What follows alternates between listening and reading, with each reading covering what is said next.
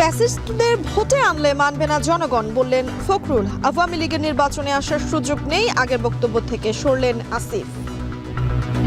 এই ধরনের একটি ফ্যাসিবাদী দল যারা নাজিদের মতো গণহত্যা চালিয়েছে তাদের বাংলাদেশ থেকে নির্মূল করা উচিত।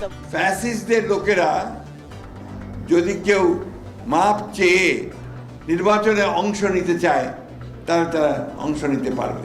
এটা কি আপনারা মেনে নেবেন? কুয়েটে বন্ধই থাকছে ছাত্র রাজনীতি, দাবিতে অনড় শিক্ষার্থীরা। প্রমাণ ছাড়াই জড়ানোর অভিযোগ ছাত্র দলের, দায় চাপানোর প্রতিবাদ শিবিরে। আত্মপ্রকাশের আগেই নতুন রাজনৈতিক দলের নেতৃত্ব নিয়ে বিরোধ। অন্তর্কন্দল নয়, নেতৃত্বের প্রতিযোগিতা, বলছেন কেন্দ্রীয় নেতারা।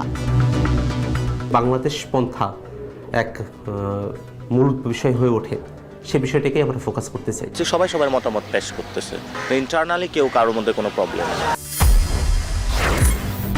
এবং 17 বছর পর নাইকো দুর্নীতি মামলায় খালেদা জিয়া সহ 8 আসামির খালাস। রাজনৈতিকভাবে হয়রানি করতে এই মামলা পর্যবেক্ষণ আদালতে।